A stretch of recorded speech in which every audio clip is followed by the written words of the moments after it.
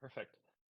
So today we're talking about Spring, which Spring is mainly about trying to teach a bot, or an LLM agent in this case, uh, how to play a game based on giving it prior academic papers about that game. Uh, at first, that sounds really weird, but they chose a game that's specifically used for benchmarking reinforcement learning agents. So it has a paper that was written about it when it first came out, and also there's other literature on it. Um, so conceptually, it's trying to give an LLM agent human knowledge about how to play the game, and then having it utilize that to more quickly excel and progress through the game because it already knows, for example, good ways to combine actions or things like that. So, in this novel approach, Spring is the acronym. Uh, they give Spring the game's original academic paper, and it uses that knowledge to learn to reason and play through the game, and it's all powered by a large language model. Uh, like essentially all academic papers in computer science and a lot of other fields, uh, the original papers are written in LaTeX, which is a markdown formatting document preparation language. So they give it the LaTeX code, which allows it to essentially understand the paper in text instead of through a PDF where it'd have to do image recognition. So it gets the LaTeX source itself. And then Spring, the framework employs a directed acyclic graph, which we actually talked about in our last meeting on Monday. And we'll go over later on more. So it uses that directed acyclic graph in order to combine and associate different actions and game-related questions.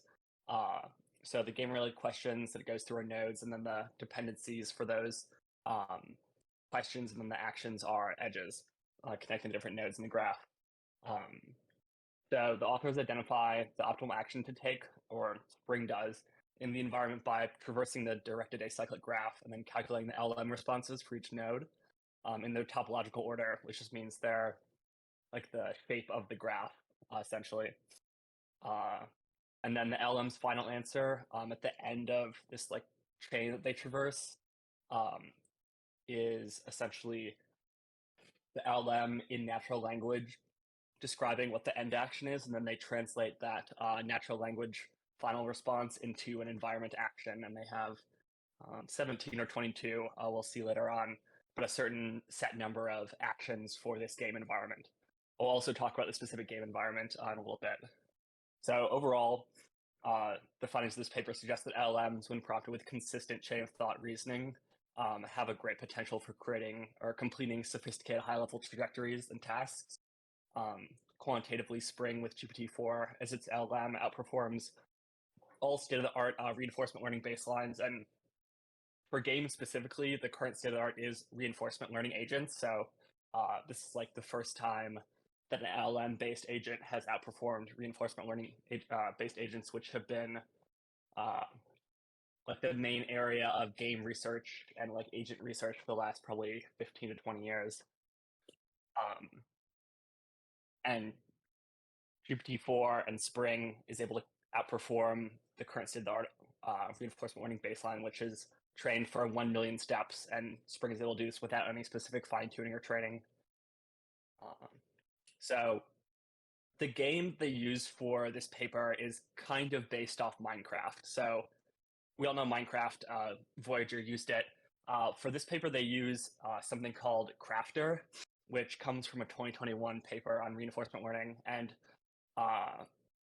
Crafter is like Minecraft in that it challenges AIs to combine different skills and actions.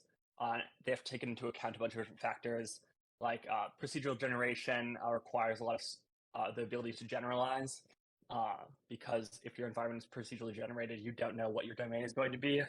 Some other challenging and interesting aspects of why Crafter and the games it's based on, like Minecraft, are interesting for AIs are that they have a diverse action space which require multitasking capabilities. They have a technology tree which requires long-term planning and deep exploration. By technology tree, they just mean that to create like certain items in order to fulfill a dependency for an item later on. I won't give a specific example, but imagine Minecraft if you had to create a wooden sword before a diamond sword, like that's the tech tree, is because the wooden sword would be a dependency for creating the diamond sword later on. And then also there are in Crafter and games like it, there's a diverse and conflicting objectives which require goal prioritization. There's not just one reward function. So it has to weigh different tasks and make choices in a non-deterministic environment. So reinforcement learning agents historically have demonstrated impressive performance at games, but they still suffer from certain limitations, such as a really high sample complexity and difficulty in incorporating prior knowledge. So the ability to incorporate prior knowledge is probably the most distinguishing and unique factor about Spring, is that it's able to learn from past human knowledge in the form of academic papers and then apply that to the game. So looking at figure 1 here, on the left is the paper they feed it, the LaTeX code for that. Then in the middle, that's the prompt that's given in order to identify which parts of the paper are relevant. And the agent uses the questions that, so the prompt and the LaTeX paper are given to the agent, and the prompt essentially says, come up with questions that would be relevant, and then find where those are answered inside the paper, and then it takes those, or the agent takes those questions that were generated and composes them into a directed acyclic graph for then using chain of thought reasoning. And then the last node in the directed acyclic graph is what's actually transformed into the action that the LM executes in this simulated world. So the first step of Spring involves studying the paper. They give the agent the LaTeX paper. And then the second step is the reasoning step, where it involves crafting or involves reasoning about the knowledge from the paper through a question and answer framework to take and eventually execute an environmental action. So in the Crafter game environment they're using, there are 17 action types or interactions. And also within the paper that the agent was given, there were information and examples about desirable behavior. So that's the human knowledge that's able to incorporate when it's then playing this game after reading the paper. So the authors for Spring focus on reading the relevant academic paper in the first stage of Spring by first deciding what paragraphs are relevant to playing the game, because the entire paper is too large for the context window of almost all AIs or LLMs, and specifically it's too large for GPT-4 with its 8,000 token context window. So after figuring out which paragraphs are relevant, they then extract key information through a series of questions or prompts to the LLM, such as write all information that would be helpful for the game in a number list. And then the second, the reasoning module then takes those questions and puts them into a directed acyclic graph with questions as nodes and dependencies as edges. So for each environmental step, they traverse the directed acyclic graph, computing the LLM's answers about each node in the topological order of the graph. So just based on the connections of the different nodes in the graph. And then the final node of the directed acyclic graph is a question about the best action to take, and the LM answer for that question is then translated into an environmental action within the game of Crafter. So one of the 17 options. So the major contributions of this paper are that Spring is the first to tackle a competitive reinforcement learning benchmark by explicitly extracting multiple interactions and the tech tree dependencies directly from the academic paper. So put in a different way, Spring is the first LLM to be able to use human knowledge and do it so well that it's able to outperform the current state-of-the-art reinforcement learning agents on reinforcement learning benchmarks. So these benchmarks were created for a different type of agent, and even still, Spring is able to outperform the current state-of-the-art. They also show that they're able to achieve state-of-the-art performance in an open-world game using zero-shot GPT-4-based agent. And they also study the quality of in-context reasoning induced from different prompts, and they also propose a controlled chain of thought prompting through the directed acyclic graph of questions for decision-making. So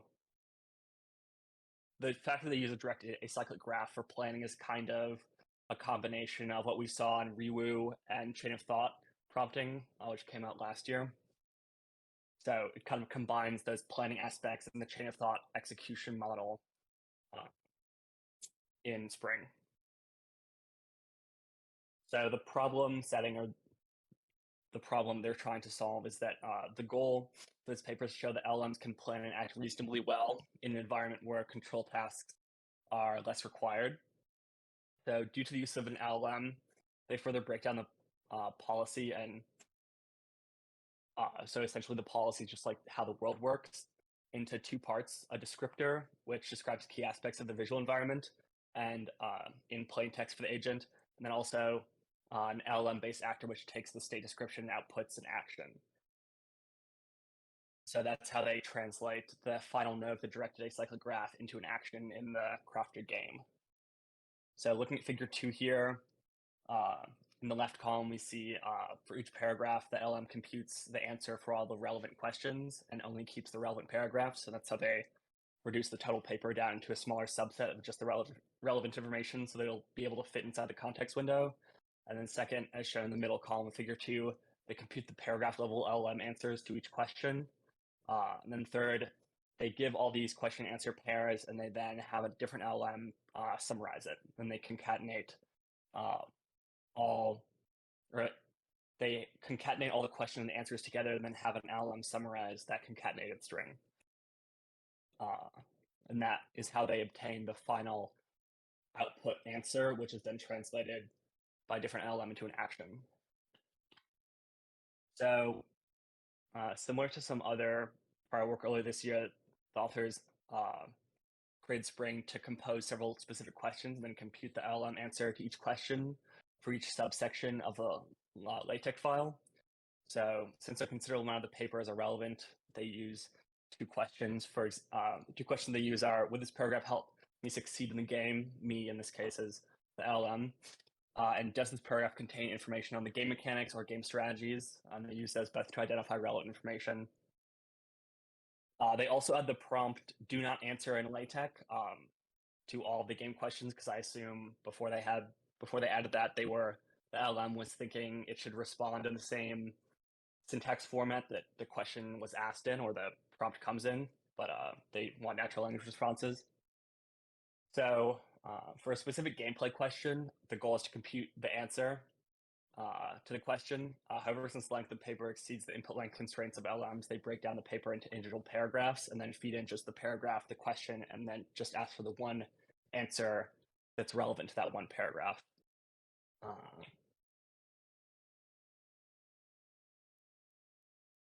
We already went over a lot of this. Okay, yeah.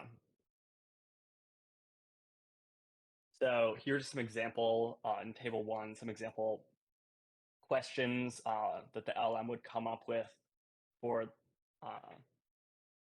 questions it would come up with for the paper that it's given.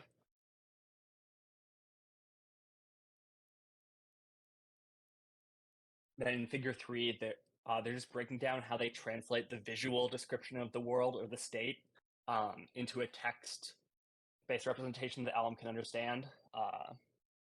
So the visual descriptor takes in the last two gameplay screens as input and then outputs the descriptions in natural language.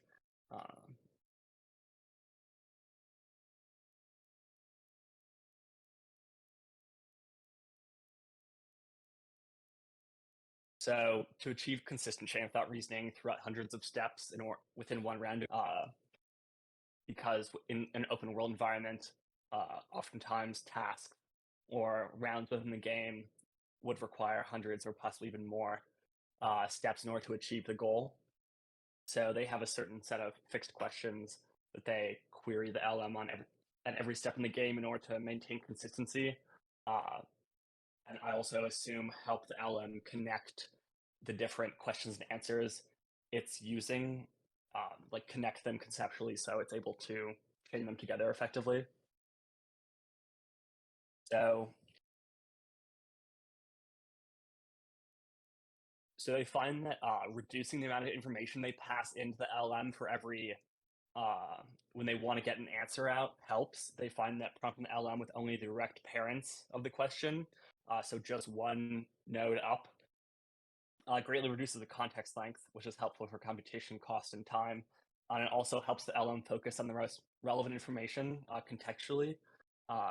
So they just reduce the amount of information they're passing the LM down to the bare minimum context which helps the LM not get distracted with extraneous information. So they traverse the direct acyclic graph using a modified topological sort algorithm to compute the LM's answer for each question based on its topological order within the direct acyclic graph. And finally, they map the answer at the last node to one of the 17 actions in the game. So they compare, now getting onto the experiments and results section, they compare Spring to popular reinforcement learning methods, and they use the Crafter benchmark, which is Crafter is the reinforcement learning game that's based on Minecraft. So in Crafter, it's a procedurally generated open world survival game for benchmarking reinforcement learning algorithms. And it has 22 achievements that can be achieved and a tech tree of depth 7. So that just means for the most complex action or item that it would achieve, it needs to, at most, complete 7 other technical achievements before then. So I guess the tech tree depth is kind of a measure, a proxy for how complex or difficult the game is. So the environment is a grid world. I'll scroll back up to an example of what the image looks like.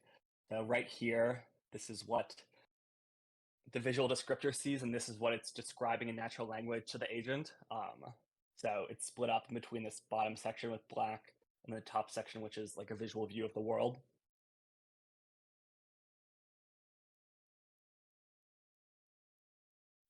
Yeah, so the environment is a grid world featuring a top-down observation of the player in a discrete action space of size 17. So there are 17 possible actions that the LM can use. The observation of the world also shows the current inventory state of the player. That's that black bar at the bottom of the image that we just saw. And then also in the inventory section of the image, there's also its health points, food, water, rest levels, and current inventory. The game is inspired by Minecraft and features a similar Get to Diamond challenge, if you're familiar with Minecraft. In comparison of why they choose Crafter and why it's better suited for this kind of task, is that Crafter captures many key research challenges of Minecraft in a more simple way in a faster environment, which thus speeds up experiments and result collection. It's essentially if you built Minecraft for AI agents.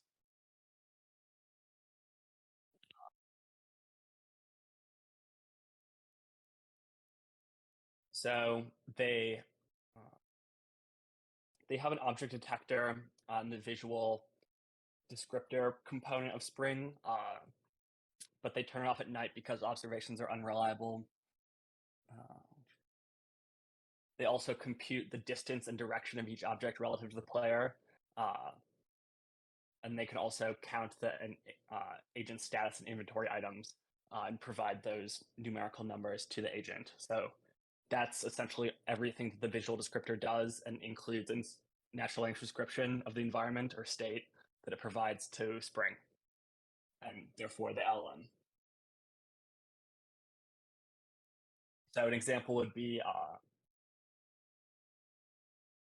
or an example format for how this information would be conveyed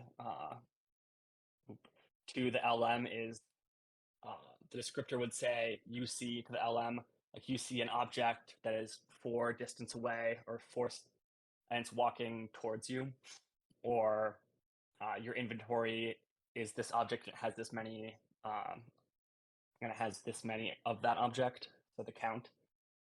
They also describe directions using east, or northeast, south, and west. So the metrics they use for evaluating the agents, agents and Crafter are evaluated based on 2 metrics, a reward and then score. The game uses a reward function each time the agent unlocks a new achievement, and assigns a reward or demerit based on when the agent gains or loses health. So the authors point out and note that RL agents only train on their reward, while Spring doesn't require any training, so it's able to. It's not as focused on the reward function because it wasn't trained to maximize it, like all RL agents are, just inherently based on how reinforcement learning works. So for LMs, they used a combination of GPT 3.5 Turbo and GPT-4. They also, later on, we'll see they compare and try using other LLMs and compare those to GPT-4. So comparing Spring to the current state of the art for reinforcement learning from the previous state of the art, including previous attempts for using LLMs for the Crafter game, it does this by a large margin, achieving an 88% relative improvement on game score and a 5% improvement in reward compared to the current or the state of the art reinforcement learning methods, which were previously the best performing agents at the Crafter game. And then since the model obtains knowledge from reading the paper, Spring requires 0 training steps, while oral methods typically require several million. So in figure 4, this just shows the success rate for different tasks. I assume these are the 17 different tasks inside the Crafter game. So Spring is blue, a previous reinforcement learning agent. Dreamer 3, V3, which I think was the current state of the art prior to Spring for the Crafter game, is in green, and then Rainbow, which they don't discuss much, is in purple. So for achievements, they specifically talk about the 2 actions or achievements, Eat Cow, which is a great name, and Collect Drink.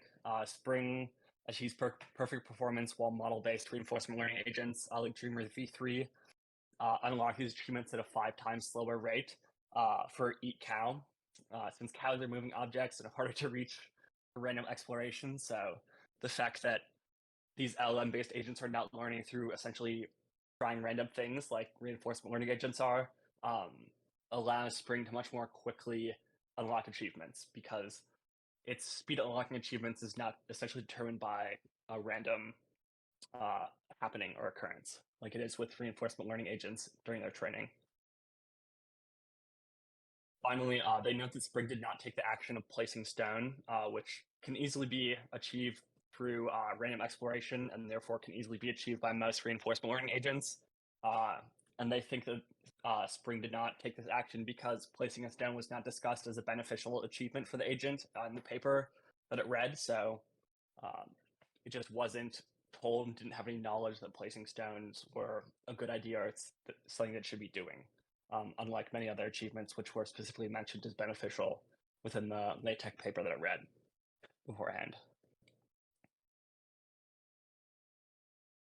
So since Spring starts out with knowledge about the game from the LaTeX paper that it reads, it has a 10-time higher unlock rate for achievements compared to, or specifically on previously hard to reach tasks for reinforcement learning agents, like eating plants, making stone pickaxe, and making stone sword, and collecting iron.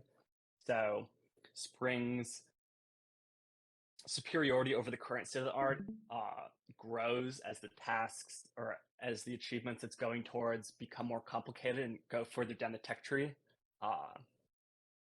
So Spring is particularly capable at more complex tasks that would be very difficult to reach through random exploration.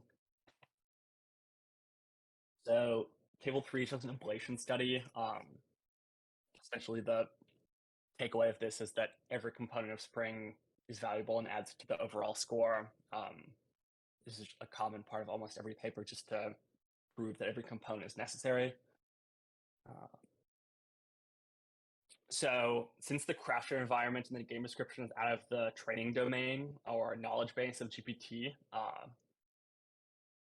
the agent achieves performance similar to the random agent without any game context. So GPT doesn't have any base understanding of the game. So if you don't give Spring the paper beforehand, it essentially performs as a random agent would. But then when Spring is provided with the action descriptions and action dependencies, it performs better. And then when it's provided with those as well as the paper itself, it performs even better.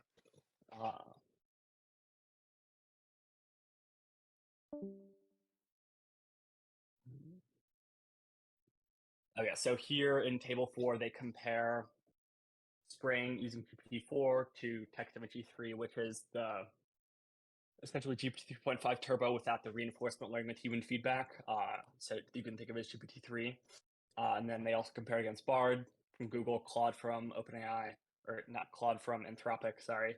And then Alpaca, which is a variant of Llama Alpaca was put out by Stanford. Alpaca is a fine-tuned variant of llama. So relative to the method of Spring, they observed that directly prompting the LM for an action leads to an 80% performance drop, and therefore the agent is not meaningfully capable. Chain of thought reasoning, by including the prompt let's think step by step, achieves reasonable performance, only a 40% drop relative to Spring, but it has a very high standard deviation of 60.27%, so it's very inconsistent and variable in terms of its performance.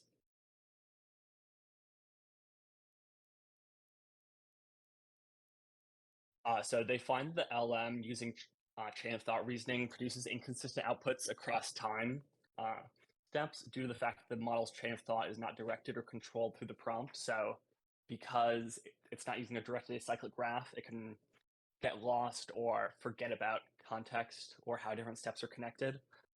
So that's just underscoring the capability and reason for why Spring uses a directed acyclic graph for the combining and connecting of actions and questions.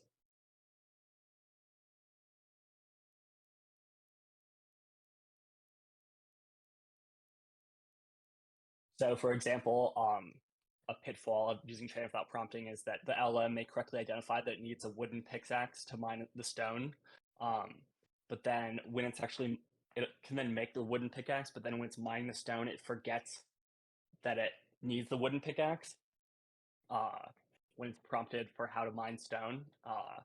So it's um, I guess it's like horizon in terms of how many tasks or actions the chain of thought prompted LM can identify as limited. So that's a limitation of prior models before Spring. So when they ablated the direct acyclic graph from Spring, they found that it performed 65% worse with 90% greater variance without the direct acyclic graph. The introduction of the direct acyclic graph eliminates the problem by reducing the question answer context length to only the question's immediate or the question's immediate parents.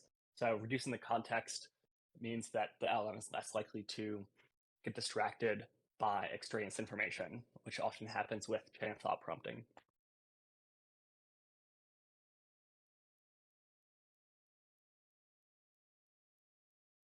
So based on table 3, here we see that really only GPT-4 is that capable. GPT 3.5 is less capable, and then almost any other model is completely useless and essentially random.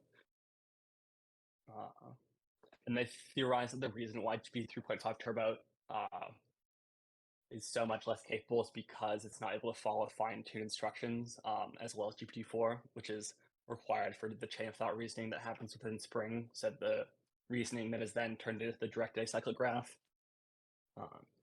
So some related work, we've gone over most of this beforehand, or it's reinforcement learning, which isn't super relevant to us.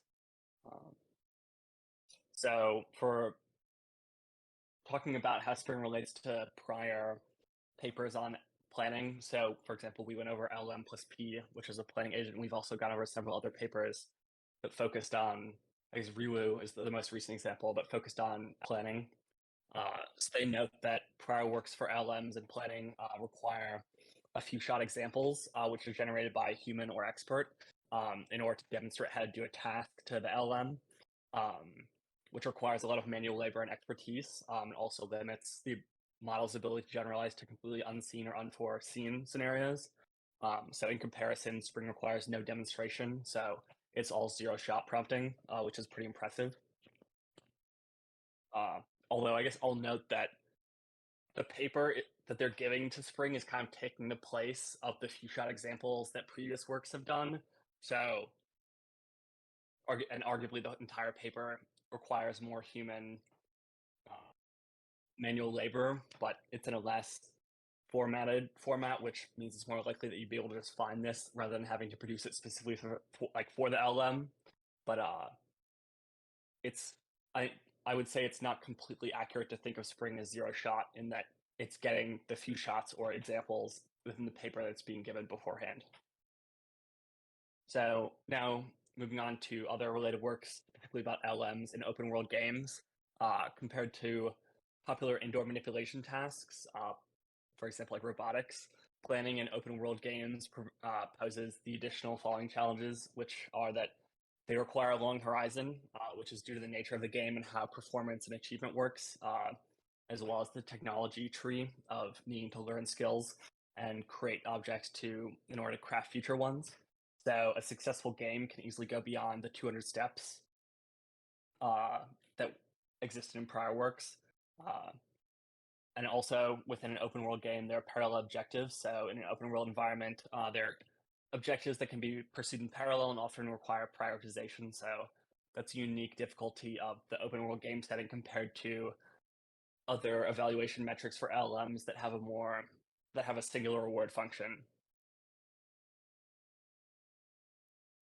So, to the author's knowledge, Spring is the first, and this paper is the first to show that an LLM, specifically GPT-4, is able to achieve performance surpassing the state-of-the-art reinforcement learning algorithms in a challenging open-world game. So, that's a very, very big milestone in terms of AI as an entire field, and the application of LLM specifically to tasks that were previously best achieved by reinforcement learning. So, I guess throughout AI in general, we've seen LMs kind of eat entire other fields of AI.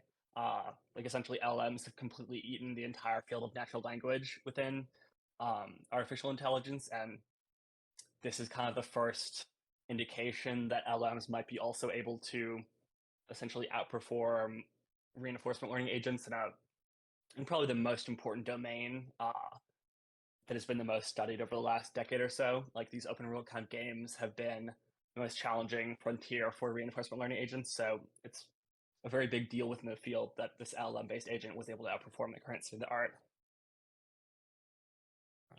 So the primary limitation currently for using LLMs to support the interaction with the environment in the open world game is that the LLMs, because they're currently only text-based, require an object recognition and grounding. So some external agent or function in order to provide a natural language description of the environment for things like object recognition. So these limitations don't exist in environments that offer accurate object information, such as contemporary games and virtual reality worlds, where uh, if the game that the agent is playing already has a textual description and is already described by the game itself in a text-based way, or can be.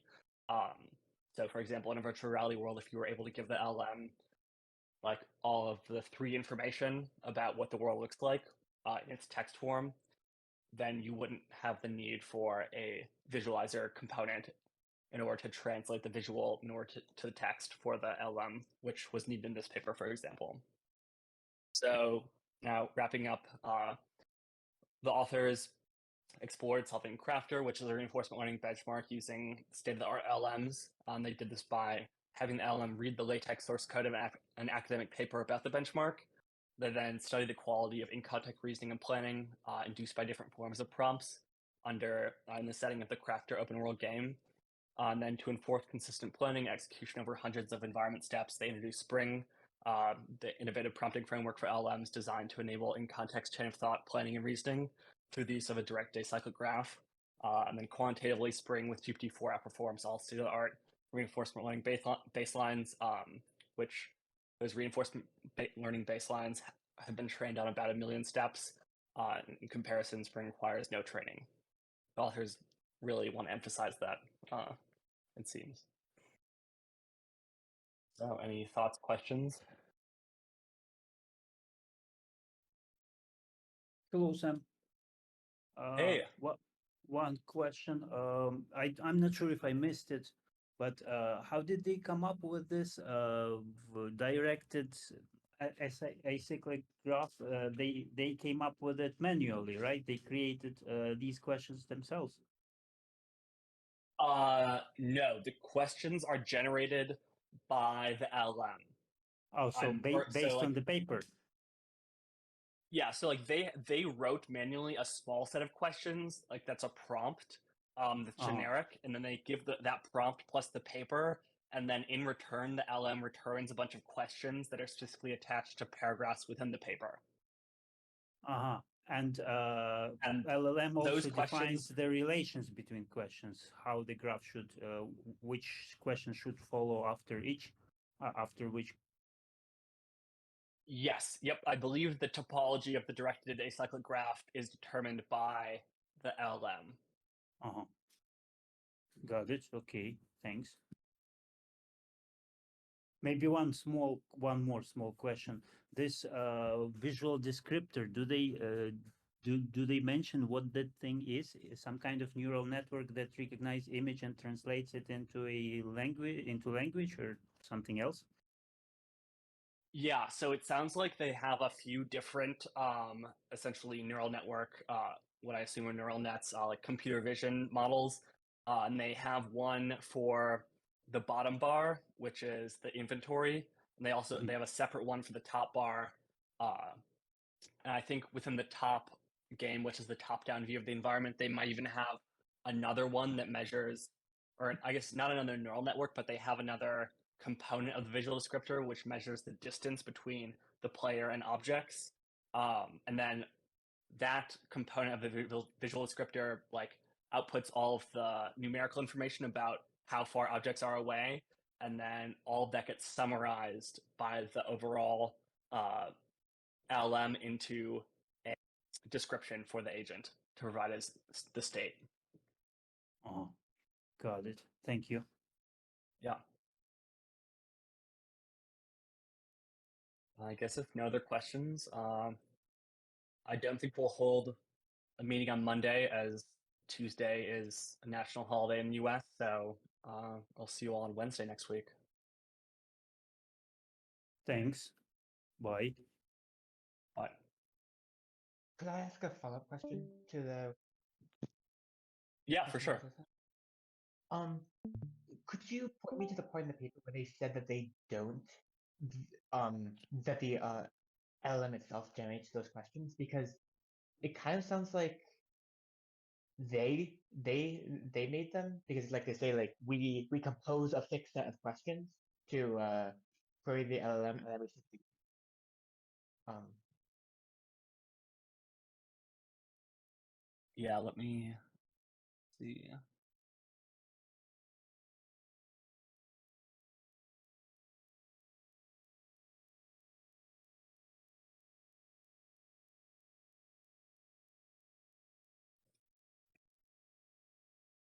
Oh, yeah, maybe you are right.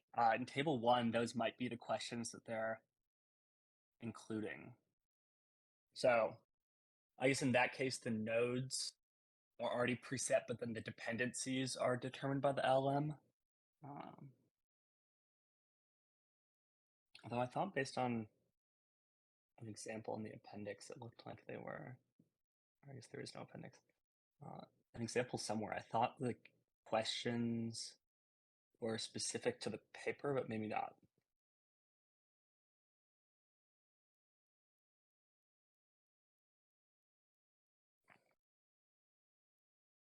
Oh wait, okay, yeah. In figure 3, you're right.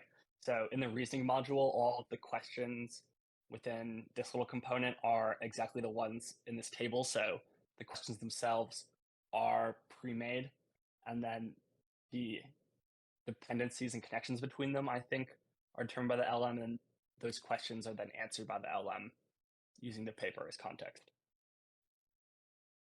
So they made sure that chain of thought happens according to their scenario instead of a random scenario that LLM would come up with. I think so, yeah. So they give the LM essentially a bunch of questions that can be connected together and composed in order to achieve the final action. And then the LM can compose those questions as it sees fit for the task and the reading module that's given. Mhm.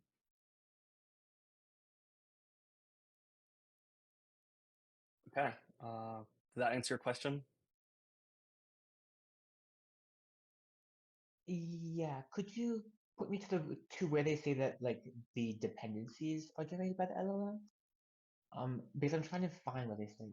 I believe you. I Yeah. like it just kind of matters. for the generalization. Yeah. So the dependencies are based on the topological order, and they don't explain how that is given, but because all the questions are the same, the dependencies and their connections have to be unique to the specific visual descriptor, because that's the only way the directed acyclic graph would be unique to the actual question. So I'm not sure if it's the LM, but some component of Spring is connecting the dependencies and choosing.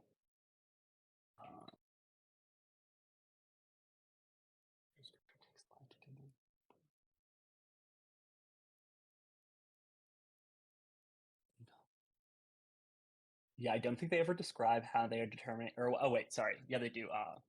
They talk about they use a topological sorting algorithm in order to determine how to traverse the graph.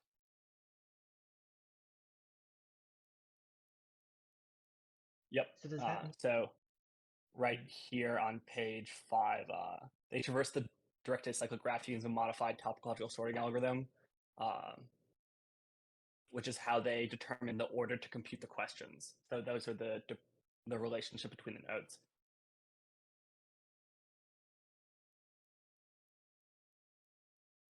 so you think that that algorithm sets the arrows between the nodes?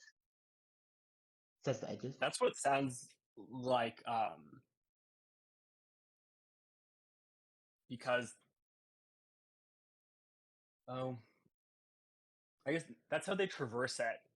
I'm actually not sure how they determine how to connect the dependencies, because that's a separate question.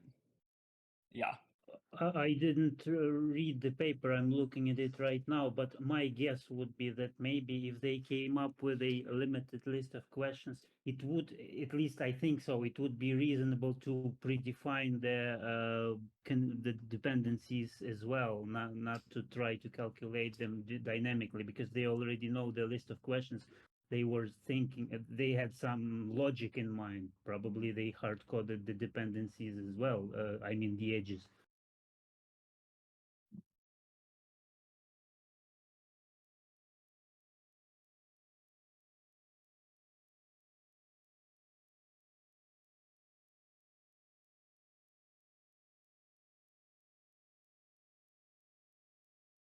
Oh, okay. So the dependencies come from the tech tree of the game. Yeah, so the dependencies are essentially inherent to the environment, like the domain. I think. These questions, they are specific to the game, or they are generic enough to be applicable to other papers as well? They seem pretty applicable to like an open world game. Like in table 1, all the questions are listed. Right, yeah, they And sound they're like, pretty generic. Yeah.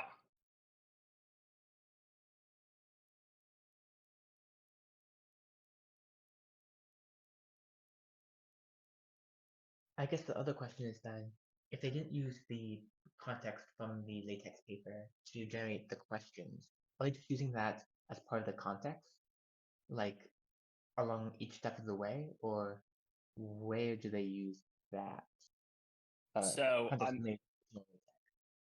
yeah, I believe every question from the list of 9 gets associated with a specific paragraph within the paper, and then that's how they split up the paper so that it's able to fit within the context window. Is that what you were asking about? Oh yeah, gotcha. Okay, Thanks. perfect.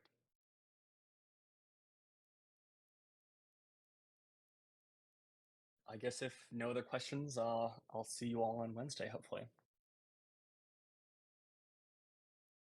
Thanks. Yeah. Yeah, of course. Thanks for recording. Thank you.